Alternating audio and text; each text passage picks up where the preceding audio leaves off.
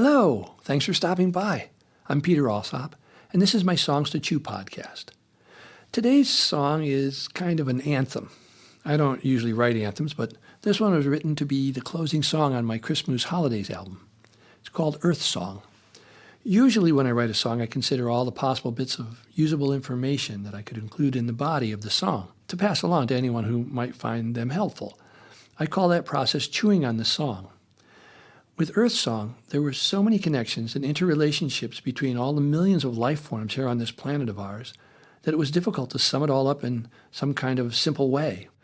I wanted to give voices to all of us and to speak up for the rivers and the mountains and the air, all of which have a part in the delicate balance of nature that sustains us. So really, what I came up with is that it's about our need for balance and harmony in order for our planet's song of life to work.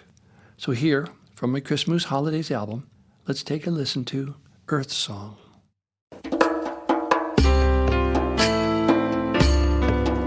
Our song starts with a child's birth.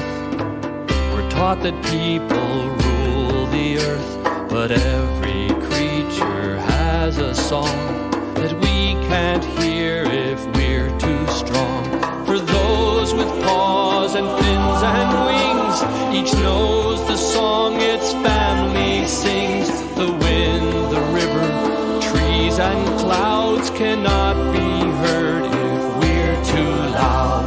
All together, open hearts, in harmony we sing our parts. When all of nature sings along, then we hear the earth song.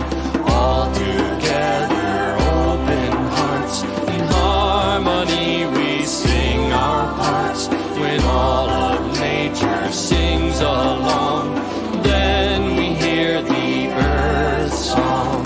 Rabbit, plover, owl, and bee, red-tailed hawk, and great salt sea, mountain lion, thunderstorm, redwood, cactus, rice and corn, raven, spider, crab and snail, catfish, heron, fawn and whale, pine tree, jaybird, wind and moose, bear and otter, wolf and goose, kangaroo and manatee, cobra, shark and chimpanzee, butterfly, volcano, moss, turtle, beetle, albatross, dove, giraffe, gazelle, baboon, snake, gorilla, mouse, raccoon, rose and tiger, porpoise, ant, buffalo, and elephant. The promise that a sunrise brings is one more chance to dance and sing. The child helps the grown-up see. We need more balance musically. So every creature raise your voice. Each holy day we all rejoice and celebrate how we survive. The earth song is the song of life.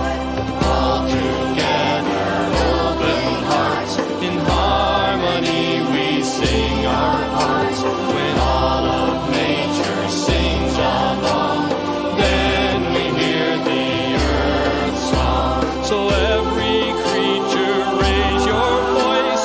Each holy day we all rejoice and celebrate how we survive. The earth song is the song of life. All together, open hearts, in harmony we sing our parts. When all of nature sings along, then we hear the earth song. All together, open hearts, in harmony we sing our parts. When all of nature sings along, then we hear the earth song. Then we hear the earth song. That was Greg Hilfman on piano, Joachim Cooter played Dumbek, and Shelby Flint, Ellen Gear, Melora Marshall, Greg Hilfman, and a slew of Topanga kids sang background vocals with us. Our news these days is filled with worldwide political strife that seems to engulf us. Our medical community reports on the devastation of COVID-19 variants, and our climate scientists share their research and discoveries about the Earth's temperature as it continues to rise. We understand that our survival depends on so many intertwined systems that have developed over hundreds of thousands of years, and each change affects other systems. Look at the difficulties our bees and other pollinators are having. The pesticides we spray to kill bugs and critters who eat the same food that we eat are also killing the pollinators that make it possible for our fruit trees and other crops and flowers and plants to procreate and continue into the future. The very first verse and chorus of this song focuses on where the imbalance in nature has occurred. It's very clear. Our song starts with a child's birth. We're taught that people rule the earth. But every creature has a song that we can't hear if we're too strong. It's pretty clear that our population growth is creating problems. Our cultural stories and our religions have endowed us with our sense of dominance and privilege over all the other life forms on the planet, and has led us to see other life forms as resources to be used for human consumption. These stories we've learned are difficult to change, but if we don't begin to see ourselves as stewards, advocates, and protectors of the other lives and ecosystems on our Earth, we will be unable to survive here as a species. We all know what unsustainable means, but it's so very human of us to try to squeeze out the last bit of fossil fuel mileage for ourselves, or to point the finger of blame at others, rather than making changes that we need to make ourselves. For those with paws and fins and wings, each knows the song its family sings.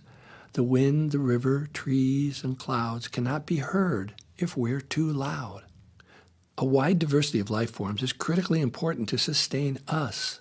When a corn blight happens, if we have 157 different kinds of corn, we have a much better chance of surviving the blight because with that much diversity, some species will survive. But when we abandon and wipe out our heritage types of corn crops because they don't sell as well as a few hardy commercial types, we lose our diversity. When we only grow and harvest seeds from 8 kinds of corn, a severe blight could infect and kill all remaining species. Capitalism teaches us to make as much profit as possible so we can build our businesses and employ people and move bravely into the future. Back in the 1600s, when Adam Smith made his case for capitalism, it seemed like there were unlimited fish in the seas, so constant growth seemed like a reasonable concept. But now we know there are finite limits to our, quote, natural resources, unquote. Us humans are too loud and out of tune with our songs. We need to listen to the other voices. We need to relearn how to live sustainably and consider the other life forms on the planet before we make final economic decisions that only seem to benefit humans. All together, open hearts, in harmony, we sing our parts. When all of nature sings along, then we hear the earth song. A musical system needs harmony to work smoothly, to have full richness. When our songs or sounds are discordant in nature, when they stand out, they get everyone's attention, for better or worse. For instance, maybe you've noticed that most birds don't sing at night in their nests. I think that's because if they do, nighttime predators will hear them. And when they hear birds singing, they sneak up in the dark and eat them. Birds don't really fly much at night unless they're owls because they, like us, don't see all that well in the dark. So for thousands of years, if any birds decided to sing at night, they'd usually get eaten along with their genes. All of a sudden, those "I feel like I just got to sing a song tonight" genes were instantly removed from the available gene pool, and there were less and less birds who sang at night. Eventually, only the genes of birds who didn't sing at night were left in the bird gene pool.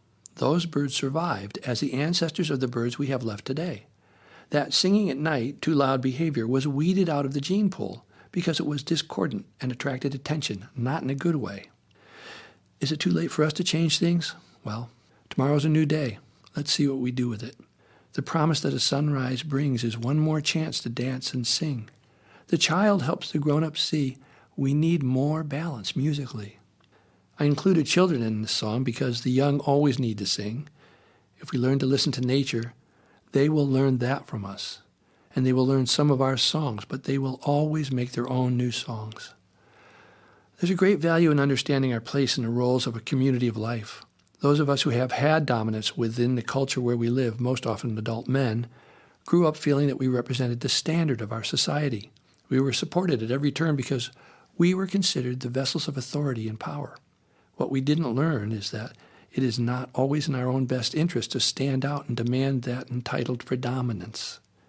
Indigenous tribal people all over this planet have lived in relative harmony with the other life forms in their area.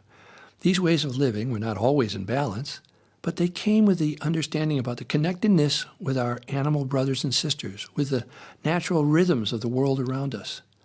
When we moved out of our hunter-gatherer roles into becoming city dwellers who had left behind our tribal ways, we also left behind many of the sustainable living skills and stories that helped us stay in balance with the other living creatures and plants on the planet. We might have gone the path of becoming caregivers for the other species on the planet rather than just seeing the non-human life as natural resources for us humans to gather, use up, and dominate. So, raise your voices, pay attention to and celebrate how we survive. Our Earth Song is the song of life. We need to harmonize a whole lot better with the rest of the choir. That's it for today. I'm Peter Alsop, and I'll be back next week with another song to chew.